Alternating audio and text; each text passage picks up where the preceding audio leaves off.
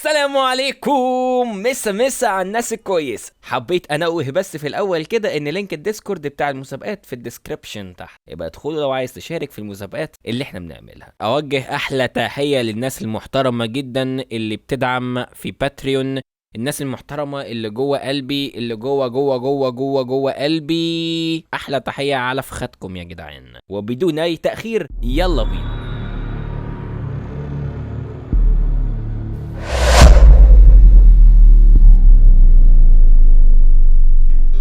السلام عليكم. عارف اني وحشتكم وانتوا عمالين تنتفشخوا كده من اول الكانسر اللي في اللعبة دي يا شوية برونزات وايرن. النهارده بقى انا جاي علشان اعمل لكم هاو تو كاونتر ايكو. الواد الزنجي الكامت زحليقه اللي موقف عرف الديك بتاعه. لا ومش عرف الديك بس، انت عارف بقى هو موقف ايه تاني؟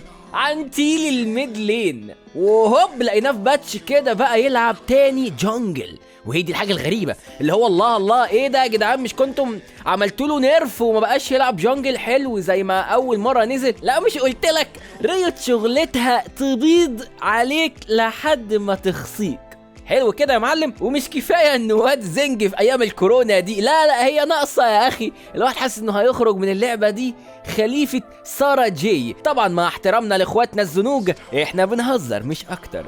الشيء ده معاه سلو وستان وموفين سبيد والاي بي بتاعه بيعدي ال700. لا وخد الانقح بقى معاه كمان اتاك دامج بيعدي ال150، اللي هو هيخليك تقلب شقواحة يا معلم لما تيجي تشوف معاه ايه ولا تبني له ايه. لا وكمان وانتوا بتجروا وراه بقى قابلوني لو مسكتوه هتلاقيه بيتنطط قدام وورا، بيتنطط زي الفرقالوز.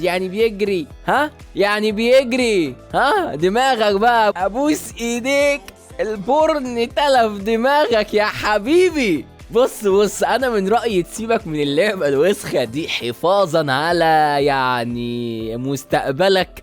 قوم ذاكر ولا قوم العب لول ولا اعمل اي بنتيت ولا اشتغل ولا اعمل اي حاجة. مش كل ما تطلع من بروم والايرن ولا البرونز يطلع لك حد ينكد عليك وتعيط. طب ايه خلاص مصمم انك هتكمل؟ طب يلا بينا اقولك ازاي تكاونتر الباد بوي ده قبل ما يعمل معاك واحد ملواني. هو جاي من زون، البلد الوسخة اللي بيجي منها اي حد كانسر.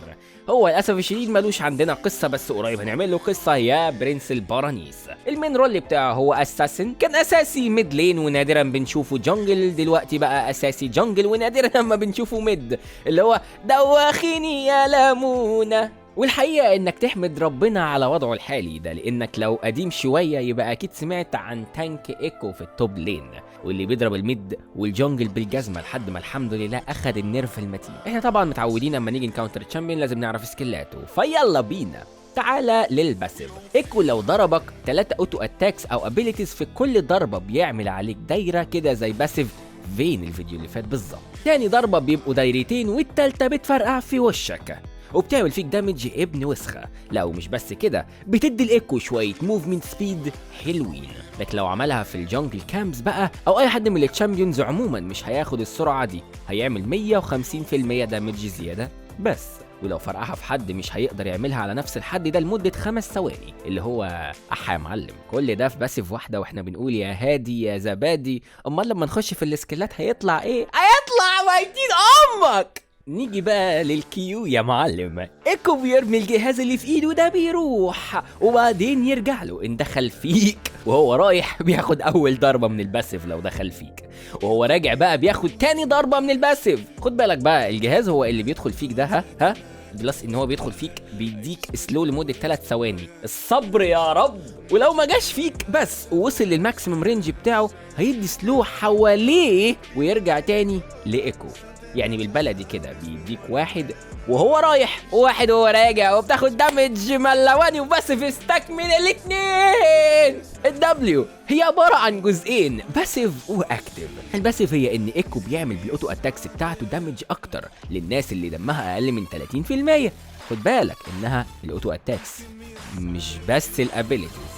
الاكتف بقى ان الشادو بتاع ايكو بيقف مكانه وبيرمي جهاز في مكانه وهو بيحدده، وبعد 3 ثواني بيعمل دايرة، لو انت دخلت فيها بيعمل لك سلو.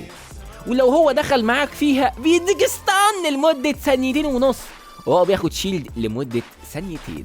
عبيله واديله.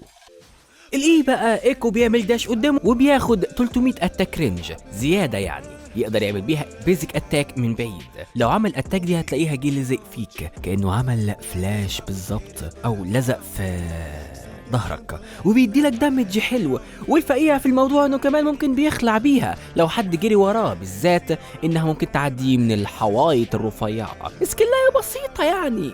نيجي بقى للار. الار. الار.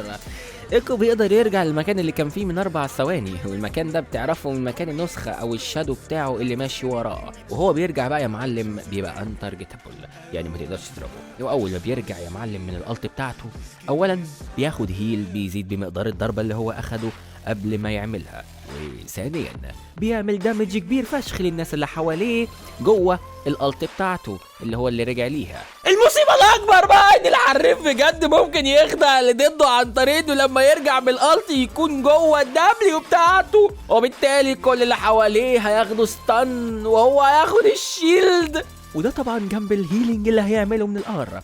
وبالتالي قلب الآية على اللي جابوك وجاري تحضير النجحة بنجاحة يا ابو عمو. هو ضعيف قدام مين؟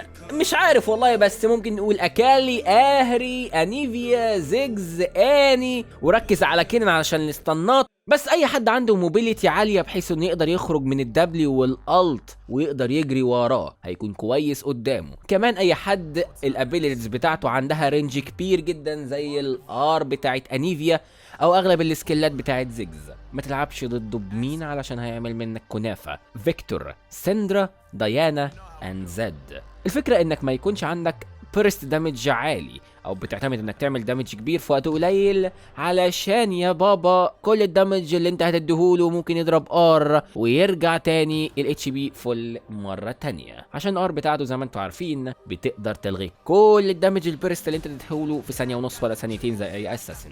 الكومبو بتاعه هو بيكون حلو مع مين؟ هو بيكون حلو مع جاليو، بارد، ولولو، ده لو معاك في التيم وعايز تساعده. نيجي بقى لللينينج فيز. ولو بيلعب ميد مش هيبقى حلو قوي ايرلي علشان بيحتاج مانا كتير، بس هو عموما هيستنى ليفل 3 اللي هي اول باور سبايك عنده علشان يخش يضرب عليك الكومبو المحترم. ولو اتعمل عليك ايرلي جانك وانت في النص اللين يبقى هو ضمن الفيرست بلاد.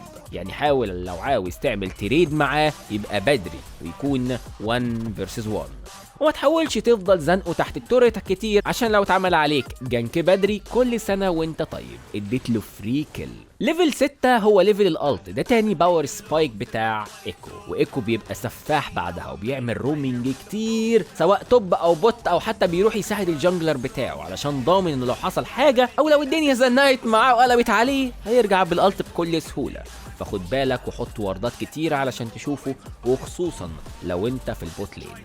لو هو بيلعب جنجل وده المفترض دلوقتي، هو بقى مش هيحتاج يرجع علشان المانا، لان اصلا هو معاه ايتم الجنجل اللي بتزود له مانا. وخد بالك هو هيعمل جانك ليفل 3، وخصوصا لو عامل الرونز بتاعه الدارك هارفست. يعني لو انت لو اتش بي خد بالك علشان هيستاك بيها ويبقى اجمد جنب الباسيف بتاعته والدبليو بتاعته، وهياخد كل كمان. وممكن لو انت بوت تتجابوا انتوا الاتنين، فحاول تبعد عن الدبليو علشان الجانك بتاعته مش بتنجح بشكل كبير لو الدبليو ما جاتش في حل. لو انت بقى جانجلر قوي في الايرلي جيم حاول تروح تعمل انفيد وكاونتر جانجل عليه، خليه بيهايند، لانه لو خسر الايرلي جيم صعب قوي يقوم في الليت جيم. وخد بالك لو انت بتاخد دريك او ريفت ومعاك التيم، خد بالك عشان ممكن ايكو ينط بالاي جوه يديله سمايت وبعديها يرجع بالالت وياخده منك. لو اتش بي ممكن يجيب حد فيكم كمان عشان هو عنده 4 ثواني يشتمكم فيهم براحته قبل ما الشادو بتاعه يخش في الدراجون بيت،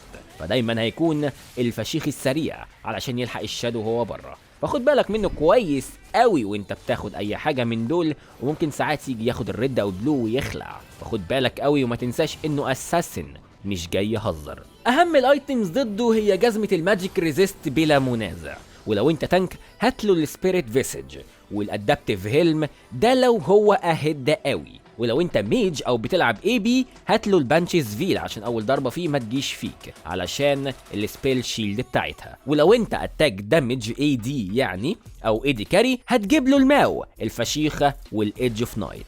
وخد بالك في التيم فايت من الشادو بتاعه، لان لو هو مش معاه يبقى واقف ورا، وحاليا ال3 ثواني بتوع الدبليو شغالين، وهتلاقوا الدايره المتينه بتظهر في اي وقت، فخدوا بالكم علشان ما تلبسوش الستان كده كلكم بربطه المعلم. وحاولوا ان ما قتلتوهوش على الاقل تخليه يضرب الالت علشان تموتوه بسهوله بعد كده.